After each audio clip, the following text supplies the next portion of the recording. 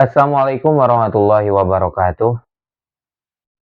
Sahabat-sahabat sekalian, bertemu lagi bersama saya Anwar di Tajwid 5 menit, langsung dari Majelis Taklim Sirojul Anwar di kawasan Pondok Gede, Bekasi.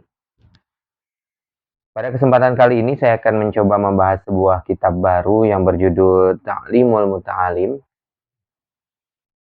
Thoriqat Ta'alum, yang ditulis oleh Syekh Burhanuddin Islami Az-Zarnuji. Sebenarnya apa saja sih yang dibahas di dalam kitab ini? Lalu apa saja informasi yang bisa kita dapat, metodologi yang bisa kita dapat, dan bagaimana dan serta mengapa kitab-kitab ini masih menjadi rujukan beberapa ulama dalam mengajarkan tata cara belajar yang baik. Dan mengapa ini masih menjadi referensi para santri khususnya untuk mempelajari tata cara untuk memahami cara belajar yang baik. Memangnya seperti apakah kandungan kitab ini sehingga dianggap sebagai sesuatu yang begitu komprehensif? Jadi mari saja kita mulai video kali ini. Alhamdulillah wassalatu wassalamu ala Rasulillah wa ala alihi wa sahbihi wa mawala. Asyhadu an la ilaha illallah wahdahu la syarikalah wa asyhadu anna Muhammadan abduhu wa rasuluhu la nabiyya ba'dah. Amma ba'du, rabbi shrahli sadri wa yassirli amri wahlul 'uqdatam min lisani yafqahu qawli. Amin ya rabbal alamin. Sahabat-sahabat sekalian, di bagian awal kitab ini Syekh Burhan Az-Zarnuji mengucapkan puji dan syukur kehadirat Allah Subhanahu wa taala. Syekh Burhanuddin Az-Zarnuji ini adalah ulama di sekitar akhir abad ke-12 dan awal abad ke-13. Di mana pada abad yang sama juga Islam mengalami peristiwa yang sangat besar yang ditandai dengan runtuhnya dinasti Abbasiyah dan dihancurkannya perpustakaan umat Islam di Baitul Hikmah. Mudah-mudahan kita bisa kembali ya berjaya seperti waktu itu sehingga bisa lebih bermanfaat kepada dunia dan bisa memiliki peran yang lebih besar bagi dunia dan kita bisa berkolaborasi dengan lebih banyak gitu untuk perekonomian, untuk keilmuan, untuk penelitian dan sebagainya. Baik, pada bagian yang pertama ini Syekh Zarnuji menjelaskan tentang motif beliau mengapa menulis kitab ini. Motif beliau itu yang pertama adalah hasil pengamatan beliau melihat banyaknya santri-santri yang ternyata saat belajar itu tidak berhasil, tidak sukses. Maka beliau menginginkan supaya santri itu bisa lebih berhasil menguasai keilmuan yang lebih baik sehingga ditulislah kitab ini. Dan yang paling utama juga di balik itu semua, beliau melihat bahwa para santri ini, para penuntut ilmu ini, para pembelajar ini, ternyata ketika dalam menempuh proses pembelajarannya itu ada syarat-syarat yang tidak dipenuhi. Serta ada metodologi yang tidak dijalankan. Seperti apakah dan untuk mencegah supaya para santri, para pembelajar itu tidak mengulangi kesalahan yang sama, maka beliau menulis kitab ini. Dan selanjutnya beliau menyusun ini semua, bimbingan kepada para santri, bimbingan kepada para penuntut ilmu itu, tujuannya hanya satu, yaitu untuk mendapatkan ridho Allah, untuk untuk memberikannya dengan penuh ikhlas, sehingga sehingga beliau bisa mendapatkan rahmat, kasih sayang Allah dan ridho Allah kelak di hari kiamat. Ada 13 bab, 13 pasal di dalam kitab ini. Pasal yang pertama menjelaskan tentang keutamaan menuntut ilmu, serta khususnya keutamaan ilmu fikih. Dan kenapa ilmu fikih ini menjadi ilmu yang wajib untuk dipelajari. Yang kedua, kita akan dikenalkan pada niat dalam belajar itu seperti apa. Jadi memang pendekatannya sudah sangat modern sebenarnya, meskipun kitab ini ditulis di abad ke-12. Mengapa saya sebut sangat modern? Karena memang di struktur utamanya itu kita belajar dulu tentang background-nya, fondasinya. Jadi kita belajar dulu tentang tujuan, passion. Mengapa kita perlu passionate? Menumbuhkan keinginan kita untuk belajar. Setelah tumbuh keinginan kita untuk belajar karena sudah mengetahui kekuatan sudah mengetahui pentingnya menuntut ilmu dan keutamaan menuntut ilmu, yang kedua kita akan diarahkan niat untuk menuntut ilmu itu seperti apa. Yang ketiga, setelah kita mengetahui emosi kita telah bangkit untuk belajar, niat kita sudah lurus, visi kita telah jelas, misi sudah jelas. Yang ketiga, kita akan fi ikhtiyaril ilmi wa ustadi wa syariki wa sabab. Kita perlu tahu dulu sumbernya dari mana. Mau menuntut ilmu dari ustadz yang seperti apa? Menuntut ilmu dari ulama yang seperti apa? Dari guru seperti apa? Dari dosen seperti apa? Di sini akan dijelaskan di bab yang ketiga. Di bab yang keempat, kita kalau sudah mengetahui gurunya, sudah mengetahui ustaznya mana, mau belajar dari mana, kita harus ta'zim kepada mereka. Bagaimana bentuk penghormatan kepada seorang guru? Di sini ada etikanya, ada adabnya. Dan yang kelima, kita akan belajar tentang kesungguhannya dan muwadzabah serta wal himmah, semangatnya untuk menuntut ilmu seperti apa. Kita perlu konsisten di dalamnya. Tadi kita sudah decide bahwa akan menuntut ilmu, kita sudah decide ustadz yang mana, lalu setelah decide kita perlu determinasinya. Istiqomahnya seperti apa? Membangun semangat dalam belajar itu seperti apa? Selanjutnya fi bidayati sabqi wa tartibihi wa qadri. Lalu kita akan belajar tentang urutan-urutannya, urutan-urutan dalam mengaji ataupun juga untuk belajar itu seperti apa. Fit tawakul. Lalu selanjutnya kita akan membahas tentang tawakal. Selanjutnya kita akan membahas tentang waktunya. Jadi tadi lebih ke semangat dirinya, lebih ke emosionalnya, lebih ke etikanya. Nah, setelah emosi dan etika kita bereskan, kita selesaikan, kita akan membahas tentang metodologinya. When? Menjawab pertanyaan when. When? Kapan waktu belajar yang terbaik? Itu ada di bab yang ke 1, 2, 3, 4, 5, 6, 7, 8. Di bab yang ke-8 kita akan membahas tentang apa itu, kapan saja waktu yang paling berhasil. Yang bab ke-9 kita akan mendapatkan pembelajaran tentang fis safaqati wan nasihah. Yang ke-10 kita akan membahas tentang fil istifadah. Yang ke-11 fil wara'i halat ta'allum. Karena ini kitab dari Islam, sehingga ada banyak sisi spiritual dan peraturan yang harus ditempuh. Peraturan apa? Waro. Jangankan dari yang haram, dari hal yang sia-sia pun kita harus menjaga diri kalau mau berhasil. Dan selanjutnya di bab yang ke-12, fima yurisul hifdho wa fima yurisul nisyan. Apa saja sih yang bisa menyebabkan seseorang itu lupa dan apa saja yang bisa menyebabkan seseorang itu mudah ingat. Di sini ada panduannya untuk kita terapkan. Dan yang terakhir, fima yazibu rizqo wa ma yamna'uhu wa ma yazidu umri wa ma yanqusu. Syekh Azanuji, mu'alif kitab ini, mengetahui bahwa untuk menuntut ilmu itu perlu uang. Yang kedua perlu usia, perlu waktu. Nah, supaya kita bisa memahami ilmu, sehingga kita bisa lebih mendapatkan keutamaan yang lebih banyak, maka kita perlu harta dan perlu ilmu yang lebih banyak. Perlu waktu yang lebih banyak, sumber daya yang lebih baik. Umur di sini bukan hanya usia, tetapi juga usia yang bermanfaat. Di mana kita bisa memiliki usia yang lebih panjang, tetapi daya ingat, semangat pembelajaran juga lebih panjang, juga sepanjang itu juga. Nah, bagaimana cara kita memaintain usia dan rezeki kita supaya bisa tetap bermanfaat? Kita akan coba pelajari di bab yang terakhir. Itu dia 13 bab di dalam kitab Ta'limul Muta'alim. Sudah cukup sangat komprehensif menurut saya. Di mana di sana menjelaskan tentang metodologinya, sisi etikanya, sisi spiritualnya, sampai sisi metodologi teknik yang praktis untuk bisa kita lakukan supaya bisa menjadi pembelajar yang baik. Jadi selain kita mempelajari juga, mungkin teman-teman semuanya memiliki beberapa referensi tentang tentang beberapa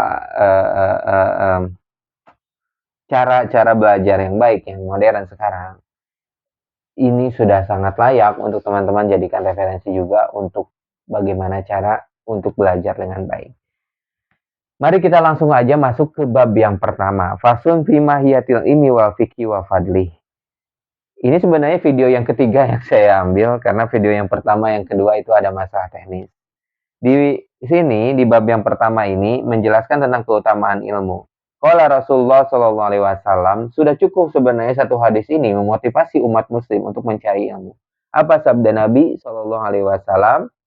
Thalabul ilmi faridatun ala kulli muslimin wa muslimatin. Jadi memang tidak ada jalan keluar, no escape. Ini adalah sebuah doktrin, ini adalah sebuah perintah, yang mana perintah ini juga memiliki hikmah yang sangat banyak, yaitu kita diperintahkan, fardu seorang muslim itu menuntut ilmu. Jika Anda mengaku sebagai seorang Islam, seorang yang beragama Islam, seorang pengikut Nabi Muhammad SAW, maka wajib bagi Anda untuk menuntut ilmu. Ilam bi'anahu la yuftaradu ala kulli muslimin tolabun kulli ilmin. Akan tetapi, jangan khawatir, tidak semua ilmu itu wajib dipelajari. Wa inaha yuftaradu alaihi tolabun ilmil hal. Dan yang pertama yang wajib itu, menurut Imam Az-Zarnuji di sini aja ilmu hal. Apa ilmu hal? Kalau di sini, kalau sebenarnya beberapa ulama yang lain mewajibkan terlebih dahulu mempelajari ilmu tauhid. Meski akan tetapi di sini ilmu hal nanti dijelaskan di belakangnya kenapa ilmu hal, karena fa innahu la budda lahu minas sholati fa yuftaradu alaihi ilmu ma yaqulu lahu fi sholatihi bi qadri ma yuaddi bihi.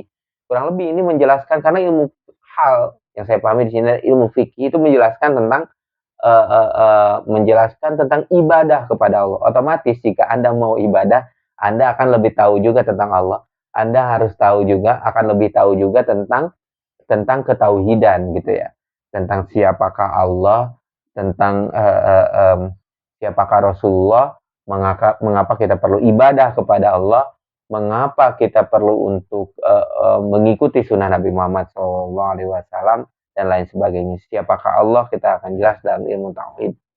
Nah, setelah itu kita akan belajar ilmu fikih ini. Nah, ilmu fikih ini bahkan di dalam kitab-kitab fikih sebutlah Matan Zubad. Biasanya di awalnya itu yang menjelaskan tentang kemakrifatan kepada Allah. Kalau dalam kitab Zubad ada sebuah syair, awal wajibin ala insani marifatul ilahi bistikoni. Adapun yang pertama diwajibkan kepada seorang muslim adalah makrifat kepada Allah, mengenal Allah dengan baik. Jadi yang pertama di sini jelaskan bahwa itu adalah ilmu fikih. Karena di sana kita bisa tahu bagaimanakah cara yang baik dalam sholat, beribadah yang lainnya juga seperti haji, zakat, puasa, dan sebagainya. Bahkan dengan ilmu fikih kita bisa tahu bagaimana cara mengetahui apakah sumber kekayaan kita sekarang, sumber keuangan kita sekarang, transaksi jual beli yang dilakukan, apakah itu sudah cukup halal atau tidak. Itu semuanya dibahas dalam ilmu fikih. Jadi sebenarnya fikih itu kalau semakin kesini semakin luas. Termasuk ilmu ekonomi juga itu ilmu fikih. Kenapa saya sebut ilmu fikih? Karena di dalamnya ya membahas tentang muamalah. Salah satu pembahasan muamalah itu ada ilmu fikih. Jadi sebenarnya bisa saya sebut begitu. Ilmu ekonomi itu cabang ilmu fikih. Karena di dalamnya kita membahas tentang muamalah yang baik, tata cara muamalah gitu ya. Baik itu ekonomi mikro ataupun ekonomi makro. Baik itu ekonomi mengatur perusahaan, bahkan level rumah tangga begitu ya. Bagaimana cara mengatur keuangan pemasukan, bagaimana cara mengatur pengeluaran, bagaimana cara membuat arus kas, cash flow, bagaimana cara mengatur mana yang harus diinvestasikan, variabel investasi mana yang lebih baik. Termasuk juga ekonomi mikro, bagaimana cara membuat laporan keuangan, bagaimana arus kas di dalam perusahaan gitu. Ataupun ekonomi makro, bagaimana sebuah negara mengelola suku bunga, bagaimana cara suatu negara mengelola devisa, itu semuanya sebenarnya adalah cabang ilmu fikih. Ada yang setuju atau tidak? Silahkan ditulis di kolom komentar. Oke, selanjutnya yang perlu dikuasai juga adalah wa syaraful ilmi la yakhfa ala adin izwal muhtasu bil insaniyah li anna jami'al khisali. Ada juga yang disebut dengan ilmu-ilmu fardu kifayah. Misalnya tentang ilmu mengetahui astronomi, misalnya ilmu tentang mengetahui bintang. Ini bintang apa namanya? Ada benda angkasa apa di luar sana? Apakah yang disebut asteroid? Apa yang disebut dengan planet? Apa perbedaan antara meteor misalnya? Lalu seperti apakah bentuk Saturnus? Bagaimana cara meneliti bulan gitu ya? Mengapa harus terjadi bulan sabit? Bagaimana posisi rotasi bumi? Berapa kecepatannya? Itu semuanya boleh diketahui, tapi itu sifatnya fardu kifayah. Ada beberapa ilmu yang disebut fardu kifayah. Ya bahkan ilmu-ilmu yang selama ini disebut ilmu Islam juga seperti nahu, sorof, ataupun juga ilmu bayan, ilmu mantek. memahami ilmu teknologi, mungkinnya ilmu teknik, ya itu juga.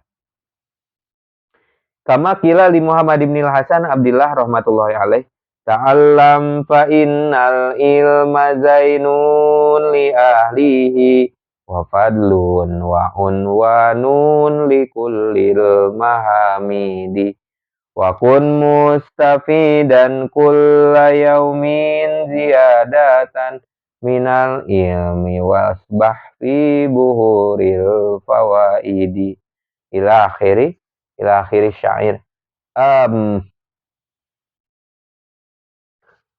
Ta'alam, tuntutlah ilmu fa'inal ilma zainun li ahlihi, karena sesungguhnya ilmu itu adalah perhiasan bagi pemiliknya. Fadlun wa unwanun likulli mahamidi. Jadi sesungguhnya ilmu ini akan memberikan kehormatan, akan memberikan perhiasan, akan menjadikan suatu kemuliaan bagi pemiliknya.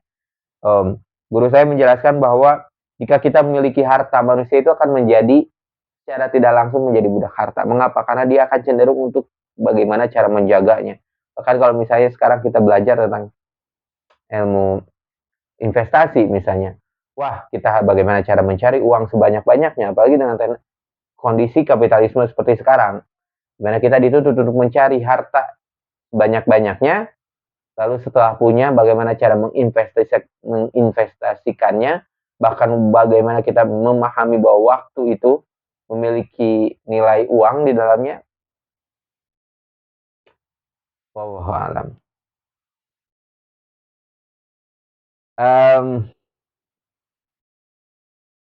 Akan tetapi kalau misalnya kita belajar tentang ilmu, maka ilmu itu yang akan menjaga kita. Semakin banyak yang kita ketahui, bahkan beberapa ilmu orang psikolog juga menjelaskan bahwa semakin banyak kita tahu, maka kita itu akan semakin aman, semakin secure. Jadi ya kalau emang ingin belajar banyak hal, ya pelajari saja, karena semakin banyak ilmu itu akan bisa memberikan Anda security, gitu ya, rasa aman yang lebih baik. Dan juga penting bagi kita di sini, wasyaraful ilmi la yakhfa ala adin, kama qila yang perlu dipelajari, yang wajib dipelajari adalah memahami tentang ilmu akhlak. Bagaimana kita mengetahui mana akhlakul karimah, seperti kejujuran,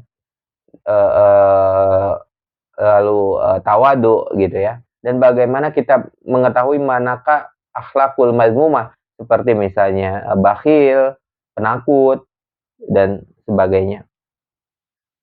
Maka perlu untuk seorang muslim itu menjaga akhlak. Wa amma hifdzu ma yaqau fi ba'dil hayyin wa fardun ala sabil kifayah.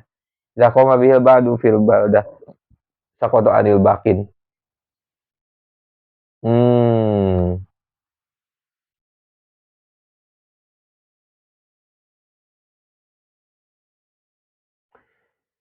Inna ilma ma yakun ala nafsi fi jamil ahwali huwa bimanzilati ta'ami la budda li kulli wahidin min dzalika wa ilmu ma yakun fi ba'dil ayat hayy. Fa yang bagi li kulli muslimin, di sini Zainuddin menjelaskan bahwa penting bagi seorang muslim itu ayasagil fi jami' awqatihi, untuk senantiasa melakukan di setiap waktunya berzikir kepada Allah, berdoa kepada Allah, senantiasa membaca Al-Qur'an, bersedekah untuk mencegah dari balahi. Wa sallallahu ta'ala al-afwa wal afiyah, dan senantiasa minta kepada Allah atas kesehatan dan juga maaf, baik itu di dunia maupun di akhirat. Liyasunahullahu ta'ala anil bala'i wal afat, fa inna man ruziqa du'a lam yuhramul ijabah. Barang siapa yang diberikan rezeki untuk berdoa dan memiliki waktu untuk berdoa, maka lam yuhramul ijabah, maka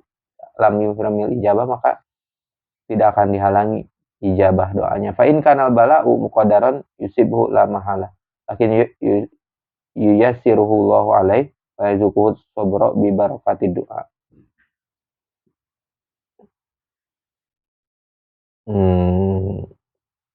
Wa ma ta'alumu ilmi tib, ada juga apa itu ilmu pengobatan gitu ya. Sekarang ilmu pengobatan pun ada banyak, mau yang mainstream seperti kedokteran, kita belajar tentang anatomi tubuh, kita belajar tentang bagaimana fungsi hormon, lalu belajar tentang bagaimana kita menggunakan obat obat-obatan baik itu kimiawi ataupun alami. Ada juga pengobatan alternatif seperti apa yang ditotok-totok di punggung itu yang disedot tuh, astagfirullahaladzim, bekam ataupun hujamah, ada sebagian orang mengenai hujamah, ataupun juga akupuntur misalnya. Apakah dipelajari? Itu menurut Imam Syafi'i rahmatullah alaih, ilmu ilmani ilmu fiqhul lil adyan wa ilmu tibbi lil abdan. Wa ma tafsirul ilmi fahuwa sifatun yatajalla biha liman qamat hiya bil mazkur kama huwa wal fiqhu ma'rifatu daqaiqil ilmi ma'anawi ilajin qala Abu Hanifah rahmatullah alaih al-fiqhu ma'rifatu nafsi malaha wa ma'alaiha. Wa qala ma ilmu illa lil amali bihi wa amali bihi tarkul ajilil ajal fayambagi lil insani alla yaf'ala an nafsihi wa ma yanfa'uha wa ma yaduruha fi ulaha wa ukhraha wa yastajliba ma yanfa'uha wa yahtaniba ma yaduruha kaila yakuna aqluhu wa ilmuhu hujjatan alaihi fayazdada'u uqubatan na'udzubillahi min sukhrihi wa iqabihi. Faqad warada fi manaqibil ilmi wa fadailihi ayatun wa akhbarun sahihatun masyhuratun lam nastagil bi zikriha kaila yatulal kitab. Wallahu a'lam. Mudah-mudahan Allah Subhanahu wa taala memberikan kita pemahaman yang lebih baik di dalam membaca kitab ini ataupun juga ilmu-ilmu yang lain. Yang pertama yang saya rangkum tadi bahwa menuntut ilmu itu pertama wajib bagi seluruh umat muslim. Akan tetapi saya memastikan di sini bahwa jangan khawatir, tidak semua ilmu itu wajib dicari gitu, dipelajari. Tapi yang wajib di sini wa yuftarudu 'ala muslim talabu ilmi ma yaqaulahu fi halihi fi ayyi halin. Jadi ilmu hal itu ya kejadian, apakah ini bersifat umum, jadi memang apa yang dibutuhkannya yaitu yang dipelajari, wallahu a'lam. Tapi di sini misalnya kebutuhan umat muslim itu ya kebutuhan untuk beribadah dengan baik, itu yang utama. Berarti untuk ibadah itu pertama kita harus mengenal Allah dulu gitu. Lalu kita perlu untuk pastinya tata cara sholatnya, makna di balik sholatnya. Itu tadi statement saya opini saya yang menganggap bahwa apakah ilmu ekonomi itu ya, bagian dari ilmu fikih misalnya. Ya kalau ilmu fikih itu sangat luas begitu. Ya berhubungan iya. Tapi saya belum mendengarkan ustaz-ustaz saya menjelaskan bahwa ilmu ekonomi itu bagian dari ilmu fikih. Tetapi di dalam ilmu fikih ada pembahasan tentang muamalah yang di dalamnya ya ada ilmu ekonomi juga misalnya.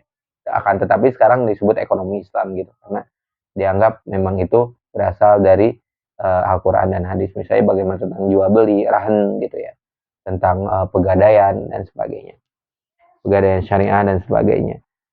Lalu di sini jelaskan bahwa ada beberapa ilmu yang layak dipelajari dan manfaat-manfaat ilmu. Tadi jelaskan juga bahwa ilmu ini akan mengangkat derajat umat muslim, akan mengangkat derajat seseorang, akan menjadi perhiasan baginya.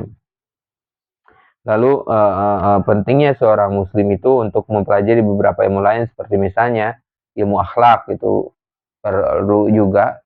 Ya, beberapa ulama menyebutnya wajib, tapi di sini saya di sini fayuftarodu juga disebutnya fayuftarodu ala kulli insan ilmuha, penting untuk mengetahui ilmu akhlak itu, mengetahui untuk mencegah kita supaya tidak terjerumus pada kebakhilan, tidak terjerumus kepada buruknya akhlak seperti takabur dan sebagainya. Dan di sini dijelaskan bahwa adanya juga ilmu fardu kifayah gitu ya, dan ilmu yang layak untuk dipelajari seperti ilmu kedokteran dan sebagainya. Selanjutnya setelah kita mengetahui semangat di dalam menuntut ilmu, kita akan melanjutkan ke bab yang kedua, fasun fi niyati fi halit ta'allum. Bagaimana seorang pembelajar itu penting untuk niat, dalam membangun niat. Niat itu berarti visi kita. Saya memandang niat ini adalah suatu visi. Misalnya niat saya sholat karena Allah Ta'ala. Jadi visinya untuk mencapai ridho Allah Ta'ala. Niat saya bekerja karena mencari nafkah atas perintah Allah Subhanahu Wa Ta'ala. Jadi visi kita memang serving Allah, menjadi hamba Allah, melayani apapun yang Allah Ta'ala perintahkan. Kata Allah, tuntutlah ilmu, maka saya menuntut ilmu. Kata Allah, beribadahlah kamu, maka saya beribadah. Kata Allah, bertanggung jawablah kamu terhadap anak-anak dan istrimu, karena itu salah satu pahala yang paling besar. Maka saya pun mencari nafkah untuk keluarga. Taatilah keluarga, orang tuamu, maka kita pun melakukan bakti yang terbaik kepada orang tua kita. Niat itu sebenarnya visinya di sana. Saya memilih, begitu ya. Saya memilih untuk menghamba kepada Allah, untuk menghamba pada zat yang lebih besar, setelah menciptakan saya, yang telah mengarahkan kehidupan saya, dan telah membantu saya dalam banyak hal, dan juga telah memberikan banyak manfaat kepada umat manusia. Fasul fi niyati fi hali ta'alum. Lalu seperti apakah niat yang perlu dibentuk di dalam ketika kita akan menuntut ilmu?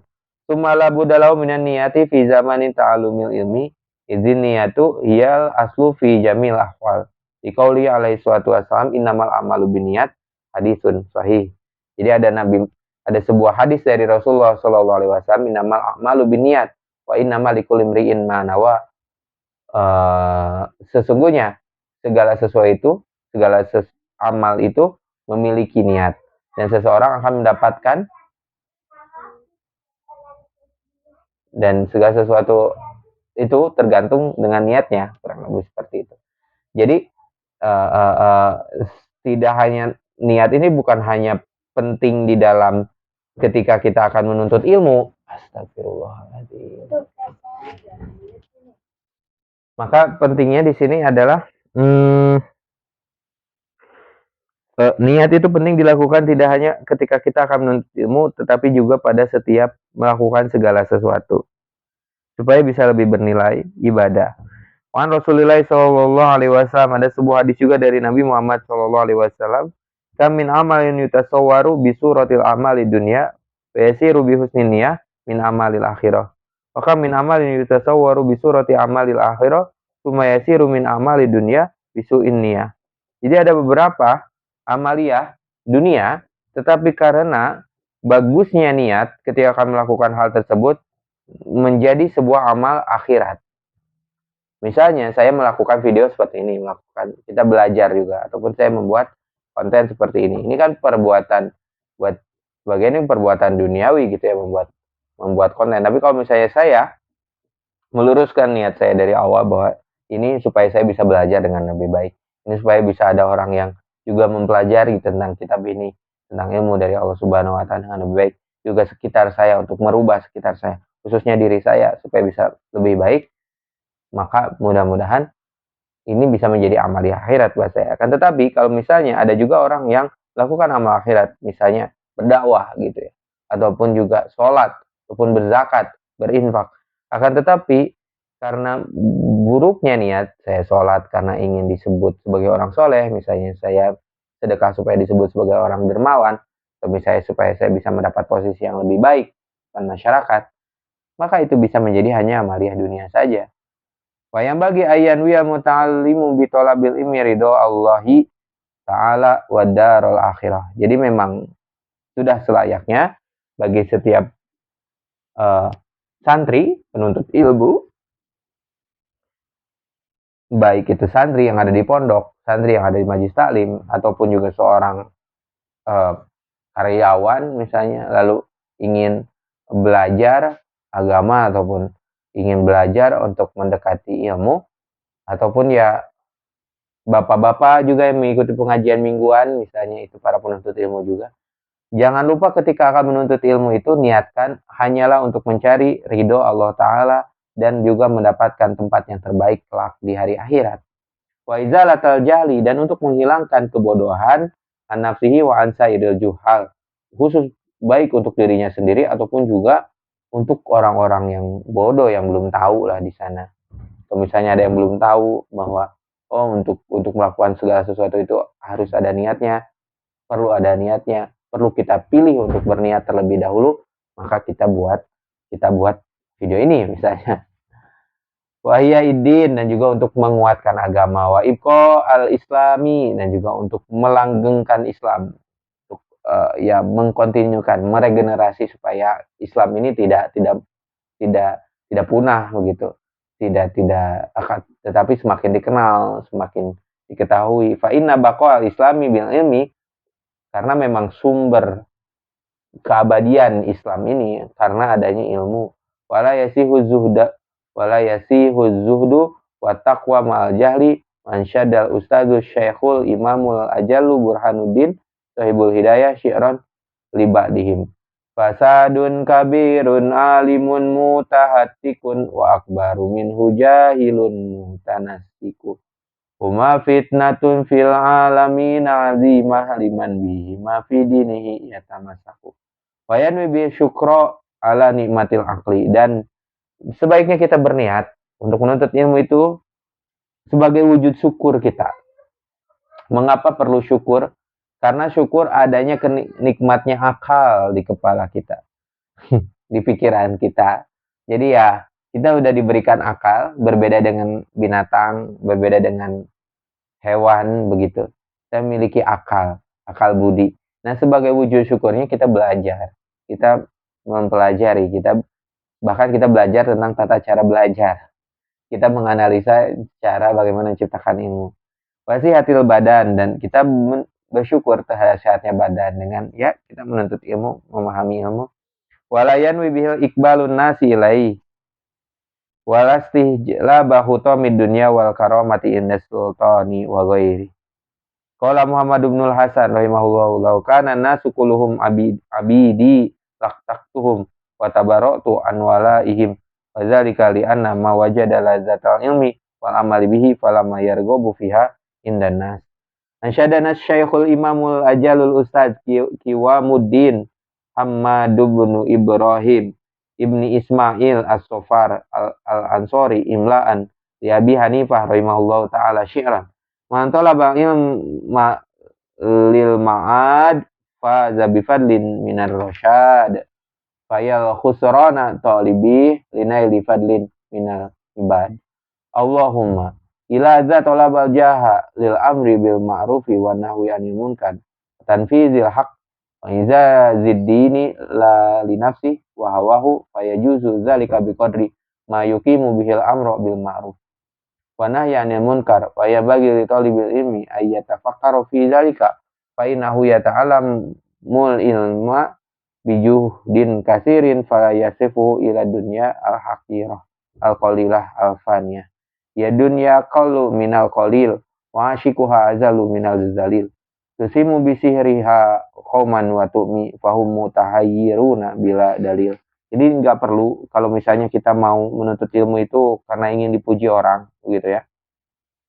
Ataupun juga karena ingin mendapatkan martabat yang baik di depan seorang pemimpin ataupun orang lainnya, ataupun mendapatkan kemuliaan di depan seorang pemimpin begitu.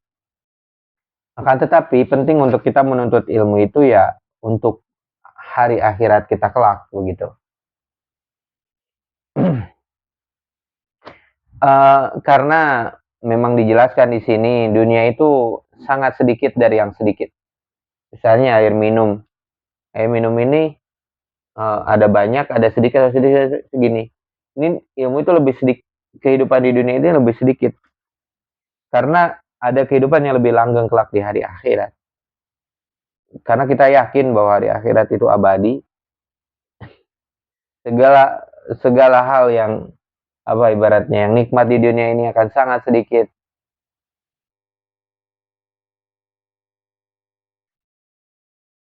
Wa asyik wa azalu minaz zalil. Tusimu bisyiriha qauman wa tu'mifahu mutahayyiruna bila dalil. Wa yanbaghi li ahlil ilmi alla yuzila nafsahu bit-tama'i fi ghairi matma'in wa yataharraza amma fihi mazalatul ilmi wa ahli wa yakunu mutawadi'an wa tawaddu'u baina takaburi wal mazallah wal ifah wa yu'rafu dzalika fi kitabil akhlaq. Ansyada Syekhul Imam Al-Ajalul Ustaz Ruknul Islam Al-Ma'rufu bil Adib Al-Mukhtar rahimahullah syi'ran li nafsi hi inna tawaddu'a min khisalil muttaqi wa bihi taqiyyu ilal ma'ali yartaqi wa minal ajaib ujubu man huwa jahil fi hali awas sa'idu amisyaqi. Pentingnya tawadu gitu ya. Di sini jelasan tentang pentingnya tawadu. Jadi jangan Kalau misalnya udah dapat ilmu, janganlah menjadi orang yang sombong, takabur. Jadilah seorang yang tawadu, wa yakunu mutawadian, wa tawadu bainat takabur wal madzalah wal ifah. Jadi jadilah orang yang tawadu di antara orang-orang yang takabur. Wa yurafu dzalika fi kitabil akhlak. Nanti kita akan belajar tentang tawadu ini lebih banyak di dalam kitab-kitab akhlak. Kalau misalnya kita belajar tentang, kemarin kita mengaji tentang tafsir, bagaimana manusia itu berada di dalam inna jahannama kanat mirsada litogina ma'aba labisina litogina ma'aba, di sana akan dijadikan tempat kembali. Bagaimana perihnya hidup di sana, di mana satu harinya saja bisa jadi 1000 tahun. Menunggu satu hari itu 1000 tahun. Begitu lambat, begitu panjang waktu di sana. Kalau misalnya kita kesel nih, saya aja kalau misalnya, saya membayangkan kalau mungkin teman-teman punya punya imajinasi yang lain sehingga bisa memahami maknanya dengan lebih baik.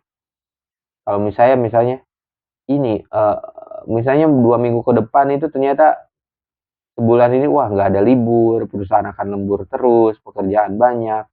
Itu baru pekerjaan yang sebenarnya kita dibayar juga, tapi karena kita untuk nafkah keluarga sehingga harus tetap bekerja. Jadi tapi karena kita melihat agenda kita yang begitu padat, jarang lembur, kita pasti merasa, waduh, ini akan sangat panjang begitu ya, bulan bulan bulan bulan ini. Padahal di sela-selanya kita masih bisa main sama anak-anak, kita masih bisa sarapan, masih bisa ngopi barangkali gitu, masih bisa baca buku, masih bisa menulis, masih banyak hal lain di sela-selanya, baik di pagi hari ataupun di malam harinya. Akan tetapi kita merasa ini akan menjadi yang berat gitu. Bayangkan kalau misalnya Anda menjalani satu hari, yang mana satu hari ini lamanya 1000 tahun, dan di sana Anda tidak memiliki aktivitas apapun selain disiksa. Maka seperti apa kapannya yang dirasakan? Maka bagaimana mungkin seseorang yang memang merasa bahwa hidup di dunia ini layak untuk ditukar begitu ya, dengan menjauhi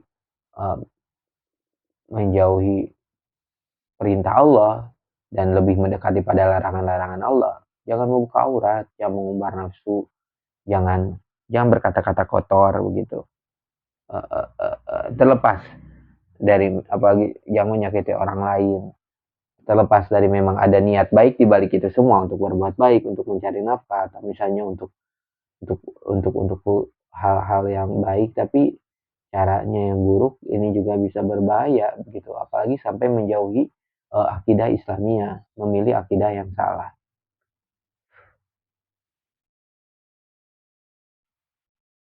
Qala Abu Hanifah rahimahullah li ashabi azimu amaimukum wa wasi'u akmamakum. Wa inna ma qala dzalika li alla yustakhafu bil ilmi wa ahlihi wa yanbaghi li talibil ilmi ayyuhassila kitabal wasiyah allati katabaha Abu Hanifah Yusuf bin Khalid As-Samti rahmatullah alaih inda ruju'i ila alihi yajidhu mayyatlubuhu wa qad kana ustadzuna Syekhul Islam Burhanul A'immah Ali ibnu Abi Bakrin qadasallahu ruhahul aziza amaroni bikitabatihi indar ruju'i ila baladi wa katabtuhu wala buzalil mudarrisi wa mufti fi malatin nasi minhu. Oh, alamakan. Tapi seingat saya di sini Imam Abu Hanifah memiliki pernah berpesan, azimu a'maimakum, perbesarlah baju gamismu, wasi'u akmamakum, dan perbesarlah sorban.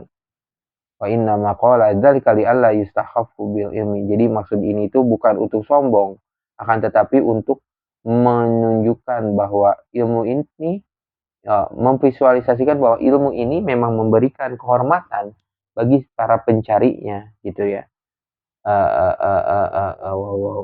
Jadi memang orang yang berilmu, tapi tawadu itu hati, urusan hati, bukan masalah saya mah tawadu pakai bajunya biasa-biasa aja meskipun punya ilmu, tidak. Kalau misalnya memang memiliki sertifikasi, memiliki titel, memiliki ilmu yang banyak ya, hormatilah ilmu itu. Misalnya kita sudah belajar tentang ilmu yang banyak, ilmu ekonomi, misalnya ilmu tauhid, ilmu fikih, Anda mengetahui ilmu itu, maka hormatilah ilmu itu dengan tunjukkan penampilannya di dalam tubuh Anda. Nih, saya misalnya ya lebih memiliki tempatnya yang lebih baik dalam menuntut ilmu begitu. Ya, semangatlah. Mudah-mudahan nanti bisa memiliki tempat yang lebih baik, memiliki video yang lebih baik. Kalau sekarang kualitas video, kualitas audio yang lebih baik kalau misalnya mau menggunakan mau menunjukkan, menyampaikan ilmu di dalam kontennya. Makanya para ulama ada yang sampai pakai sorbannya besar gitu ya, pakai baju gamis yang sangat baik gitu ya, menggunakan sorban yang baik, sarung yang baik. Nah, itu semua dalilnya adalah ini untuk menunjukkan bahwa beliau ini bukan beliau yang terhormat, tetapi ilmu itu bisa membuat seseorang lebih terhormat. Wallahu a'lam bishawab. Baik teman-teman, sahabat-sahabat semuanya, terima kasih sudah menonton video ini hingga akhir. Mohon maaf jika ada salah-salah kata. Insya Allah kita akan lanjutkan nanti ke bab yang kedua. Jadi kesimpulannya di bab yang pertama kita tahu bahwa mana yang fardu, apa yang jadi semangat kita menuntut ilmu. Yang kedua, bagaimana cara mengelola niatnya. Tadi ada beberapa variabel yang menjadi melengkapinya, seperti bagaimana cara menghormati ilmu, pentingnya kita menggunakan motif kita belajar dia adalah sebagai wujud syukur kita kepada Allah dan wujud syukur kita atas kesehatan. Wallahu a'lam. Izin menutup video ini, mudah-mudahan bermanfaat. Wa'alafu minkum. Subhanakallahumma bihamdika asyhadu an la ilaha illa anta astaghfiruka wa atubu ilaik. Alhamdulillahirabbil alamin. Assalamualaikum warahmatullahi wabarakatuh.